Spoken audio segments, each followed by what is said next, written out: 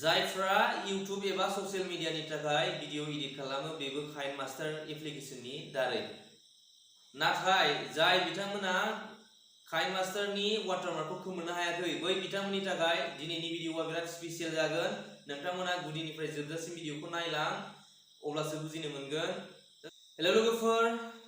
Bodos family blog YouTube चेनेलनि जानानै नोंथांमोन गासैखौबो आंनि गोसो गोरबोनि अननाय आरो सिबिनायखौ जासिनानै दिनैनि बे भिडिअजों नोंथांमोन गासैखौबो बरायबाय। लोगोफोर दिनैनि भिडिअआ बिराद स्पेशल जागोन जायफोरा यूट्यूबनि थाखाय आरो फेसबुक बबेबा मोनसे ससियेल मीडियानि थाखाय भिडिअ एडिट खालामो बेबो काइनमास्टार एप्लिकेशननि गेजेरजों। जों मिथिगौ लोगोफोर ससियेल मीडिया एबा यूट्यूबनि थाखाय जायफोरा मबाइल फनजों भिडिअ एडिट खालामो फ्राय 100आव 80%आनो काइनमास्टार एप्लिकेशननि दारै भिडिअ एडिट खालामो आरो जों बुंनो हायो काइनमास्टार एप्लिकेशननिफ्राय साबसिन दस्रा आरो गुबुन भिडिअ एडिटर गैया होननानै।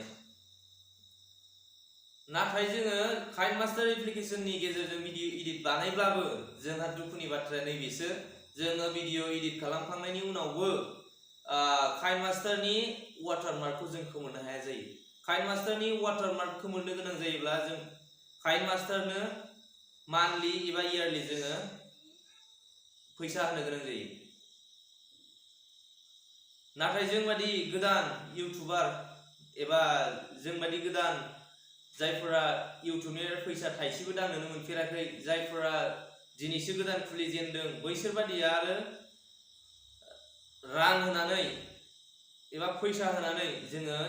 काइनमास्टारखौ वाटारमार्क खोमोरनो हाया जायो। नाथाय दुखुनि बाथ्राया ओरैबायदि जोङो भिडिअखौ काइनमास्टाराव एडिट खालामखांनायनि उनावबो जोंहा बै वाटारमार्कखौ जों खोमोरनो हायाब्ला जोंहा भिडिअ आपल'ड होखांनायनि उनावबो आनकमप्लिट मोनबाय थायो। दा लोगोफोर आं नोंथांमोननो बैबायदि माखासे प्रब्लेमनिफ्राय नोंथांमोनखौ सल्भ खालामना होगोन जायफोर बिथांमोना काइनमास्टारनि वाटारमार्कखौ खोमोरनानै लानो हायाखै बै बिथांनि थाखाय दिनैनि भिडिअआ बिराद स्पेशल जागोन। नोंथाङा जुदि भिडिअखौ नायनो गोसो गुदुं जादोंब्ला भिडिअखौ गुदिनिफ्राय जोबजासिम स्किप खालामालासिनो नायलां आं नोंथांमोननो फारि फारि दिन्थिलांगोन। नैबे स्क्रिनाव आं नोंथांमोननो दिन्थिलांगोन नोंथांमोना नायलांबाय था। लोगोफोर भिडिअखौ जागायनायनि सिगां नोंथांमोना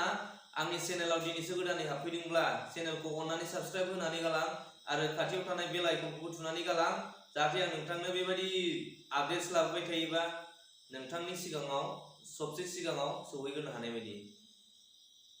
आरो नायगिरि नोंथांमोनखौ आंनि गुरैयै खावलायनाय नोंथांमोना आंनि भिडिअखौ नायो नाथाय साबस्क्राइब दिनैसिम खालामनानै गालाङाखै दासिमबो नोंथांमोना साबस्क्राइब खालामाखै भिउसआबो आंनि बुरजा फैया 35-40 बेनि गेजेराव माने दासो गोदानै स्टार्टिं खुलिनाय यूट्यूब चेनेल बेखायनो जाय बिथांमोना आंनि भिडिअखौ नायो बै बिथांमोनखौ आंनि मोनसे गुरै खावलायनाय नोंथांमोना गासैबो आंनि चेनेलखौ साबस्क्राइब खालामनानै लानानै आंखौ बेबायदि भिडिअ लाबोबाय थानो गोसोआव थुलुंगा मोननायनि थाखाय जाहाथे थुलुंगा हरो बेखौ आं नोंथांमोनखौ गुरै खावलायनानै दिनैनि भिडिअखौ जागायदिनि।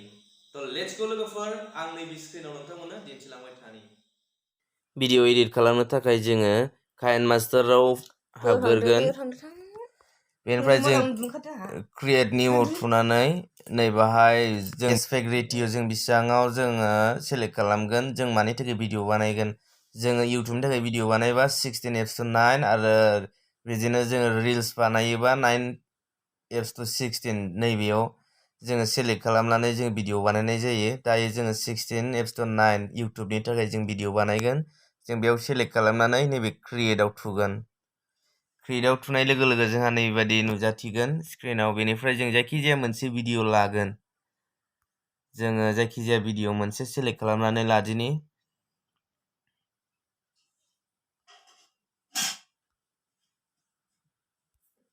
नै आंनिनो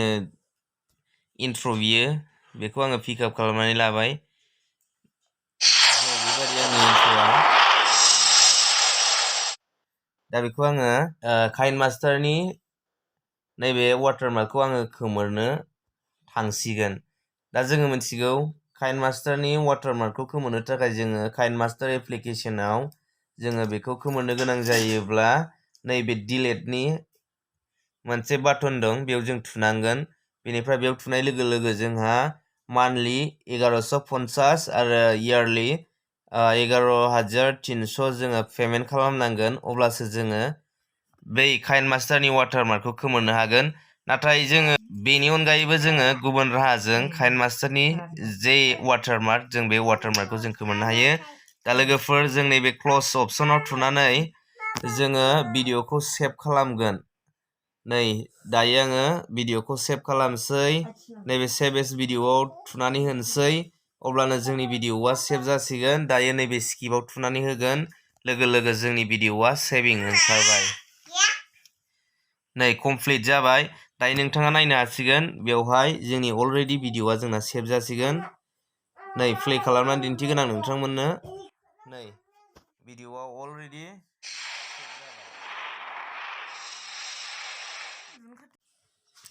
दा काइनमास्टारनि जोंहा वाटारमार्कखौ खोमोरनो हाथ'वाखै दायो जोङो बेनिफ्राय बेकआव फैफिनसै बेक खालामगोन जोङो बेक खालामनानै जोङो गुबुन मोनसे एप्लिकेसनाव थांगोन बेयो जाहैबाय नोंथांमोना प्ले स्ट'राव इजियैनो मोननो हागोन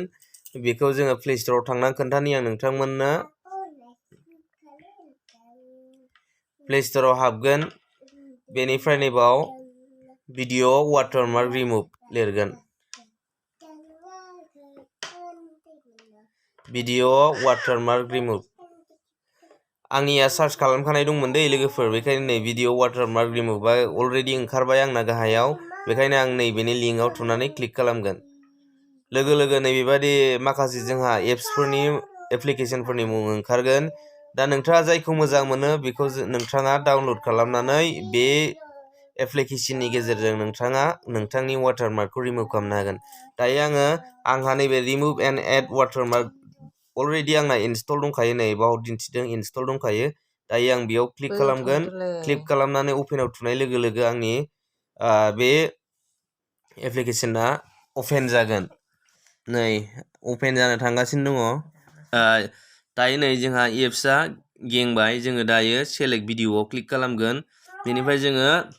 रिमुभ वाटारमार्कआव जों क्लिक खालामगोन ओमफ्राय जोङो भिडिअखौ सेलेक्ट खालामगोन जा भिडिअआ नैबेमोन 2.21 MBनि 5 सेकेन्डनि भिडिअ बियो दा बेयाव क्लिक खालामगोन क्लिक खालामनाय लोगो लोगो जोंहा भिडिअआ श' जागोन दाना बेनिफ्राय जों नैबावहाय क्रपनि मोनसे अपसन नुगोन जों दा बे क्रप खालामगोन नैबेबायदि बेबादि वाटारमार्कखौ जों ओरै क्रप खालामगोन बे काइनमास्टार बाहागोखौ जों क्रप खालामगोन बेनिफ्राय नैबे क्रप खालामखांनायनि उनाव जोङो नैबे सेभआव थुगोन